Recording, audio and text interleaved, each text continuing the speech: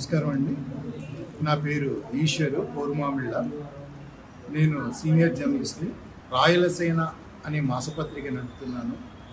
నేను 12 సంవత్సరాల చరిత్ర మీద కూడా రీసెర్చ్ చేశాను. హరిహర వీరమల్లు సినిమాలాగా చూడటానికి కూడా నేను ఇష్టపడను.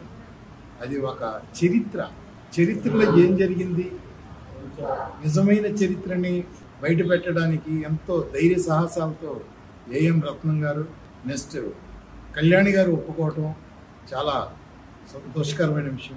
మీరు అబ్జర్వ్ చేశారో లేదో, పవన్ కళ్యాణ్ యొక్క బెల్ట్ మొలపట్టి మీద గరుడ, ఆ గరుడ అన్నది మా జాతి యొక్క జాతీయ పతాక.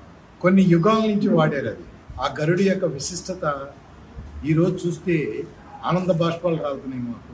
ఏఎం రత్నం గారికి, పవన్ కళ్యాణ్ గారికి ఆ ఒక్క పాయింట్ మీదే పాదాభివందనాలు చేస్తున్నాము. సినిమాలాగా చూడాలి, అంతేగాని దాడి అన్నది చాలా తప్పని మా అభిప్రాయం.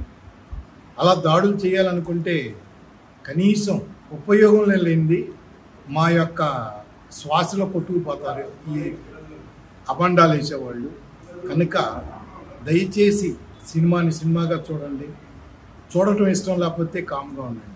మేమంటూ ఎదురుదాడి చేయటం మొదలెడితే మీ జాతి చరిత్రని నడి రోడ్డు మీద నిలబెట్టామంటే బట్టలు కూడా లేకుండా తిరగాల్సిన పరిస్థితి మీకు ఏర్పడుతుంది.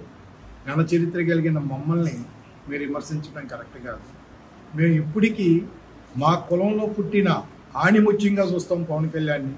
మేము కులం నాయకుడికి ఎప్పుడూ చూడడం అయింది.